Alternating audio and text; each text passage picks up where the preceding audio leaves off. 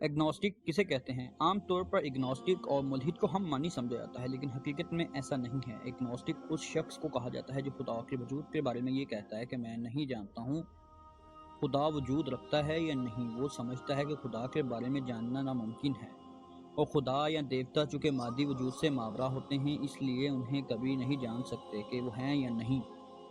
जिस तरह मुल्हिद मुकम्मल तौर पर खुदा के वजूद का इनकार करता है और एक मजहबी शख्स खुदा के वजूद का इकरार करता है, इसी तरह एग्नोस्टिक इस ज़मन में कोई हतमी फ़ैसला सादर नहीं करता, बल्कि होने या ना होने के बारे में मुतज़ब्ज़ब का शिकार होता है। उर्दू में एग्नोस्टिक के लिए ला अदरी का लफ्ज़ इस्तेमाल होता है, जो अरबी से लिया गया है।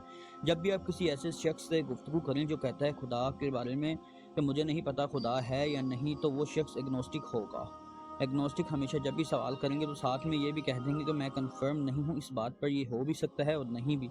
एग्नोस्टिक हमेशा दरमियान में ही झूलते रहते हैं। एग्नोस्टिक कभी भी खुदा पर यकीन रखते हैं, कभी खुदा पर यकीन नहीं रखते। एग्नोस्टिक कुछ इस तरह के सवालात करते हैं कि अगर खुदा हुआ भी तो खुदा को जानना बहुत ही ज़्यादा मुश्किल होगा, क्योंकि खुदा हमारी अकल में नहीं आ सकता। एग्नोस्टिक हमेशा अपने दिमाग में ये बात ज़रूर रखता है कि अगर कहीं खुदा मौजूद हुआ तो मरने के बाद दोबारा जी उठे तो हिसाब हुआ और सज़ा मिली तो मैं क्या करूँगा। तकरीबन हर एग्नोस्टिक ये बात लाज़िमन ज़हन में रखता है, और कभी कभार तो ऐसे भी सवालात कर देते हैं, खुदा मौजूद है तो दुनिया से जुल्म को ख़त्म क्यों नहीं कर देता?